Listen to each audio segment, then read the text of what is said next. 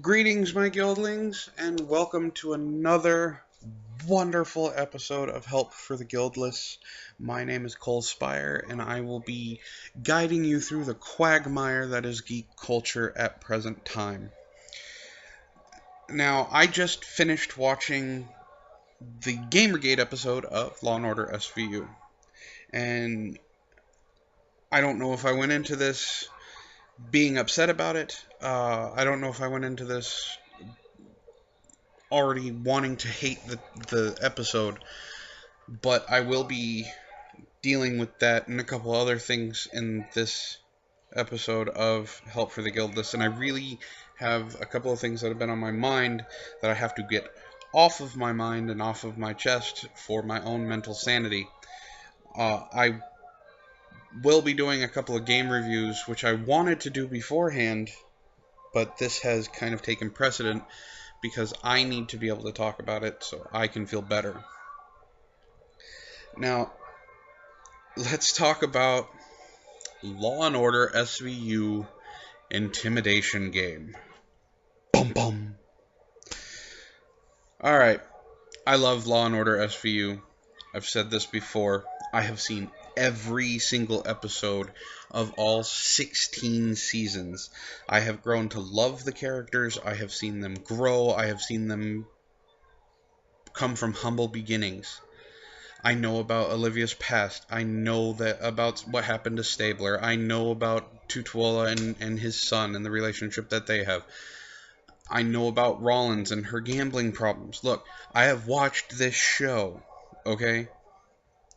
I'm not just dropping the characters' names because I just watched it. I know the show.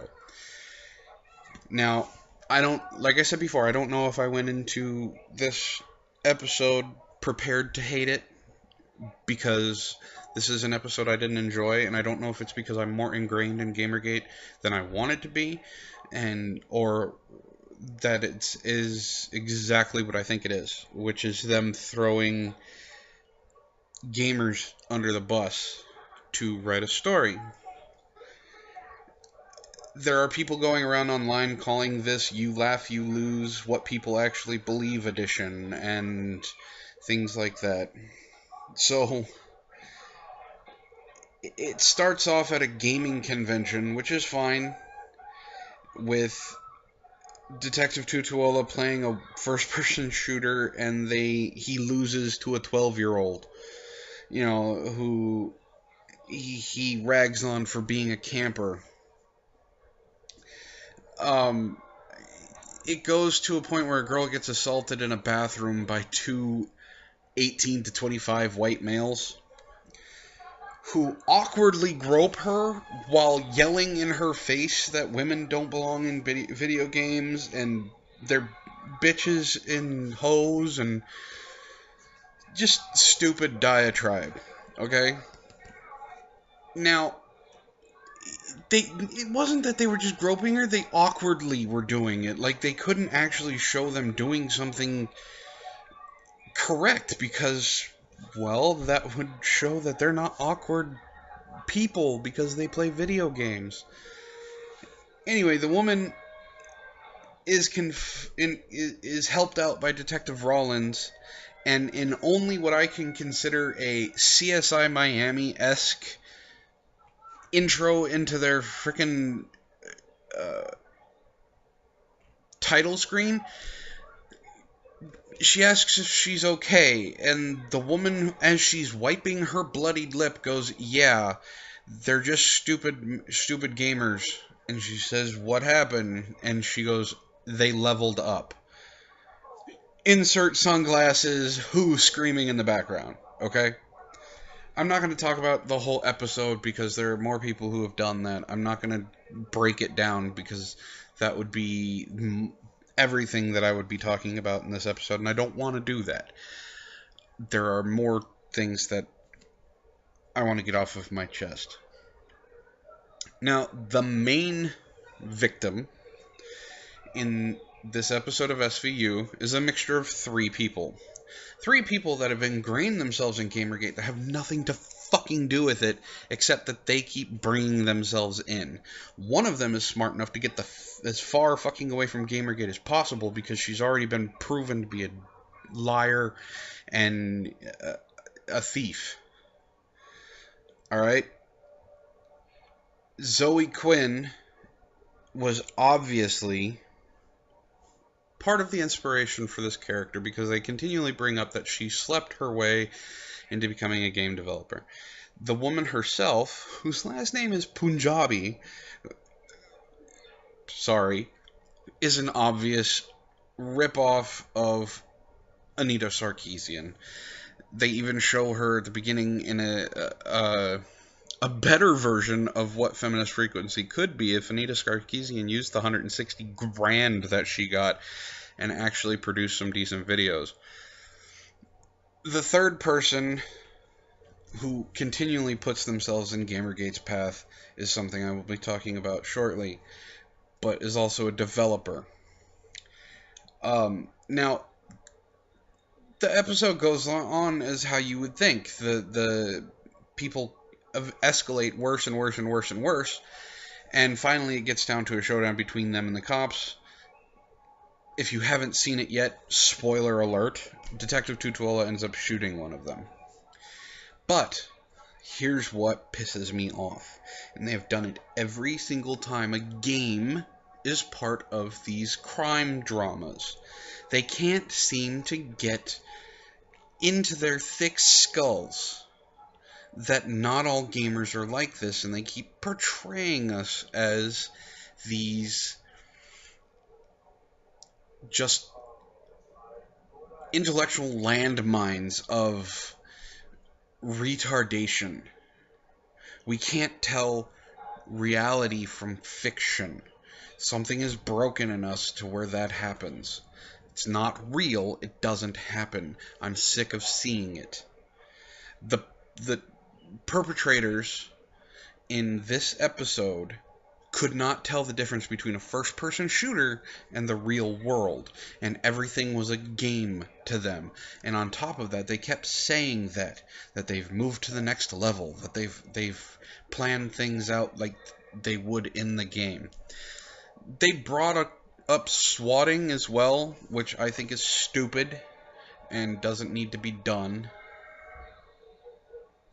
So there was a lot about this episode that just annoyed the living crap out of me. I couldn't enjoy it as much as I wanted. And I really wanted to like this episode. So, I blame the writers. I blame the journalists that put Gamergate and gamers in this light. And I blame Anita Sarkeesian, I blame Zoe Quinn, and I blame the next crazy Catwoman, Brianna Wu, who's what I'm going to be talking about. The reason I blame them is because they have pushed this narrative in the mainstream media, and everybody is eating it up. Which means one thing, inherently everybody is a gamer. Because we always want to have a villain. We want someone to protest against. We want someone to be angered against. We want someone to rally against. And unfortunately, gamers are that target right now. Why? Because there's no election coming up yet. It's in a year. We got primaries in 6 months. But we don't have Democrats and Republicans to yell about. We don't have Justin Bieber causing people to suicide. We don't have Kim Kardashian's next boyfriend or whatever. We don't have something in the media that we can rally against to push a narrative. So they're pushing the narrative we have now, which there is justice in karma. Revolution 60 came out recently, and not only was it one of the worst pieces of crap I have ever seen or played, but it was a complete narcissistic, self-serving pat on the back to one of its producers, Brianna Wu. Revolution 60 has graphics that would be dated if the Nintendo 64 just came out. Okay? It is a game for empowering women, so much so that Brianna Wu has gone on record stating that they didn't want regular gamers. They didn't want to get a majority of men, so the majority of the testers were women. So this was a game for everybody, but focused more on drawing the women into gaming. Now, you might think, when I'm talking about gaming, what am I talking about? Am I talking about Revelation 60 being a game for PC? Nope. Am I talking about it being a game for the PlayStation Network? Nope. Maybe Xbox Live? No. This is a cell phone game. This is a tablet game. Okay? And I've seen better crap on a basic cell phone than what Revolution 60 is. Okay. This is kind of a game review, but kind of a rant against what it is. Revolution 60 stars 4 women. A brunette, a blonde, a redhead, and a woman who is a cyborg? I don't know. She's aloof.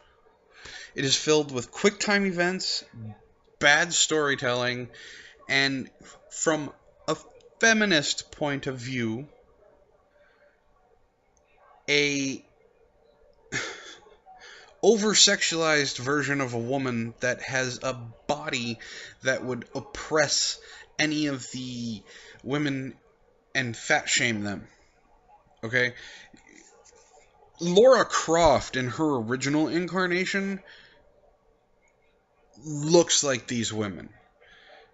Alright? Like a waist you can wrap your hands around and touch your fingertips, with a bust size that they could use as flotation devices, and birthing hips. Alright? Do they got the booty? They do. So this over-sexualized view of women is done by feminists to get people to be attracted to the characters. Not to mention that Brianna also claims that each one of these women, since she did the writing for it, are a specific part of her own personality. This is a narcissistic pat on the back for this crazy, psychopathic woman. She's narcissistic, egotistical, and she thinks that she is the star of this Gamergate program. Now, when she was logged into her own account, she spread a hate message to herself on the Steam forums. It was commented on immediately. And then suddenly that thread was deleted by the person who started it. Now, discussion about Revolution 60 has been shut down because of quote-unquote trolls and people from Gamergate harassing her. But people who were on this thread beforehand actually said, and have screenshots of it, most of the complaints were about the graphics, the gameplay, the storyline, and everything else besides it being her product. This is more of her playing professional victim. Alright? She's setting up for the sequel, which is going to cost her more money, which she's going to beg for with her Patreon. Because poor professional victim, Miss Brianna Wu, has to have people pay for her, instead of being her own person and getting paid on her own merits. I don't get it. Because now we have a huge problem. The game is horrible. Absolutely horrible. The sequel's not going to be any better. But any criticism about her game, whether it's constructive, destructive, or completely obvious, is going to be seen as harassment. We don't like the game because of who she is. We don't like the game because she's a woman, and we inherently don't want women in gaming. We don't want women playing games. We don't want women designing games. We don't want women voicing games.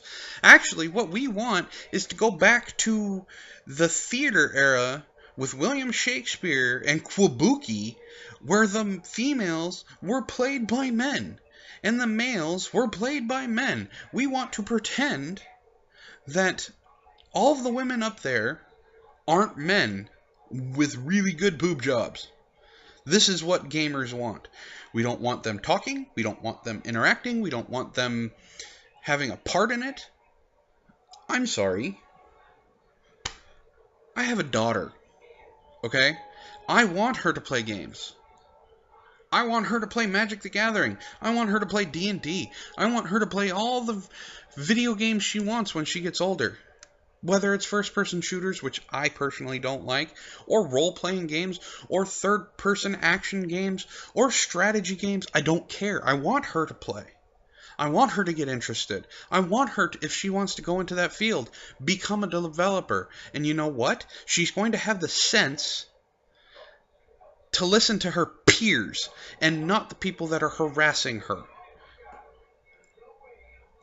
She's not going to be a personal victim. Brianna Wu is. And it's that fact that makes Revolution 60 even worse, because now we can't say it's a bad game.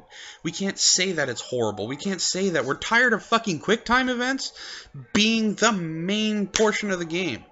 You decided to follow Heavy Rain? I'm sorry, Heavy Rain was an intense, really well done story. Revolution 60? On a scale of 1 to 10 being intense and 1 being an episode of SpongeBob, Revolution 60 is like a -4. The fact that it's as bad as it is makes it even worse when people criticize it. Now, that was one thing I wanted to talk about. The second thing, or third, if you're keeping track, is Harvard. Harvard.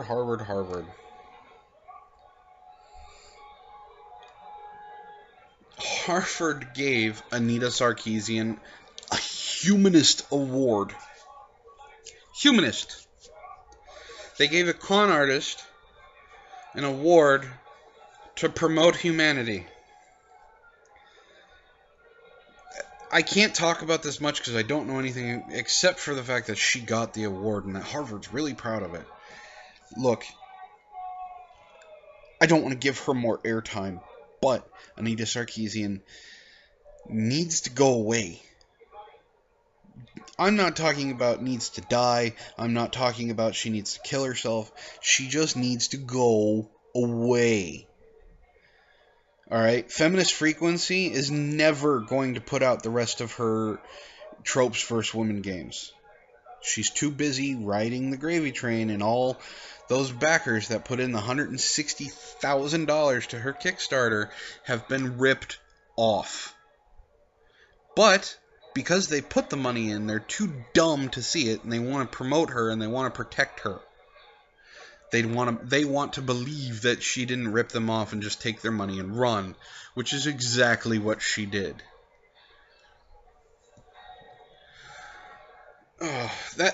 She got an award. She got a Humanist Award. She's been getting awards for doing nothing. The media needs to stop it. Game companies need to stop it. Intel needs to stop it. They just need to stop. She needs to go away. She needs to be... We're done. stop talking about her. Stop participating. Stop making her part of this that she doesn't need to be. I personally am going to stop talking about her for as long as I can until she does something completely stupid. Fourth thing. I'm getting frustrated just talking about it. Okay, everybody knows what the fappening was. Not the happening, the fappening. Everybody knows. If you don't know, look it up. If you're a guy, you'll be pleasantly surprised. If you're a girl, you'll probably be horrified. The fappening happened. And people were morally outraged. Feminists lost their minds. And this has nothing to do with geek culture except for who it happened to.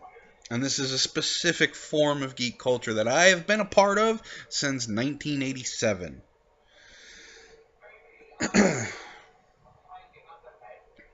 So, what the fappening was is a bunch of female stars got their cloud servers hacked and personal naked pictures exposed. This has happened to men as well, but you don't hear about that. You don't hear about what happened to the guys. The ones that you do you hear about, they're praised.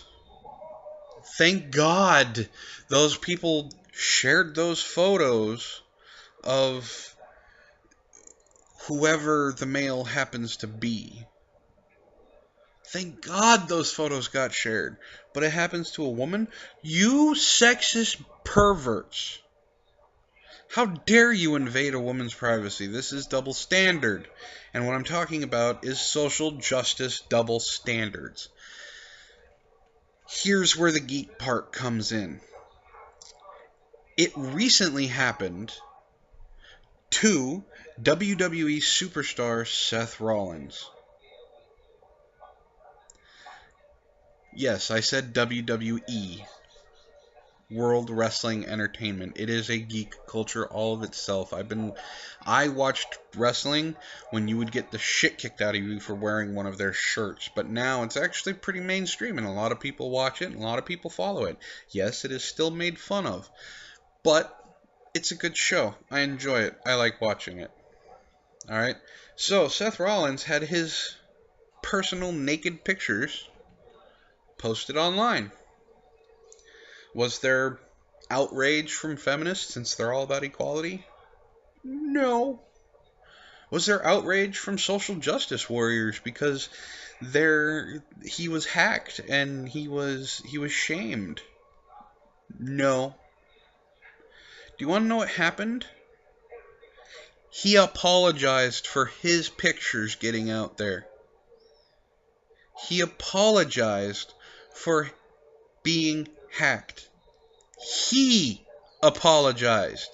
I want you to understand that.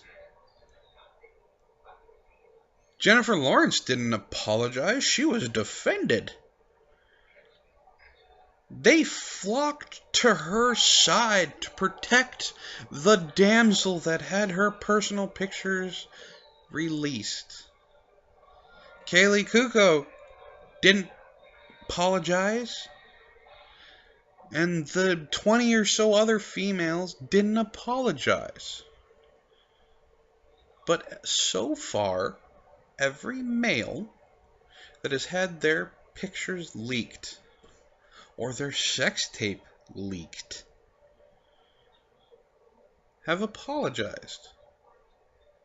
Have said they were sorry that they did that. That they apologize to their friends and families. Why? Why is that double standard there? Why is it okay for a guy to get his stuff leaked, but it's not okay for a girl? Well, according to social justice warriors and feminists, women are oppressed. They're victimized constantly. But if you go by that double standard, it seems that they're defended constantly by men and women alike. They're protected, coddled, and told, no, it's not your fault. It's the patriarchy and rape culture. Well, where is that patriarchy? Where is that rape culture? If patriarchy existed and a rape culture existed, Seth Rollins, two completely different people. One, heavy metal star. The other one, WWE superstar. I know the difference. Seth Rollins, if there was patriarchy and rape culture, wouldn't be apologizing for his pictures being out there. He'd be celebrating. Look how big my dick is. Look how good I look. Instead of feeling shame and feeling degraded.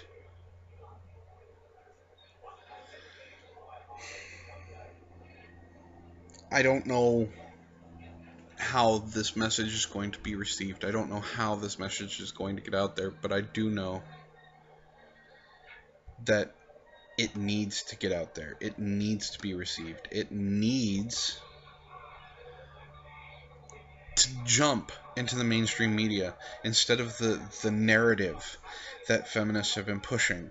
Realize that feminists are only about 25% of the population in America. 25%. That means the majority are 75%.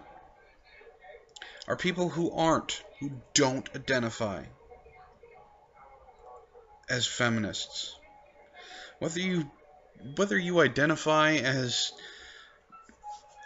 a cis hetero white male, whether you identify as a cis hetero white woman, or a black woman, or you identify as a plant.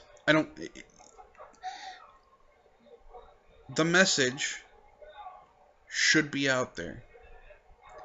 The vocal majority of that minority is getting the most screen time, is getting the most exposure, and getting the most people going, yeah, that sounds good.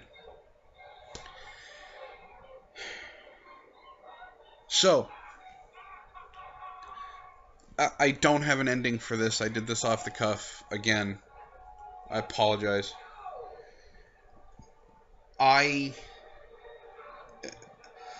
promise next time I will do what I set out to do, which is reviews, talking about movies, things like that, instead of this continual crap that keeps getting dropped in my lap.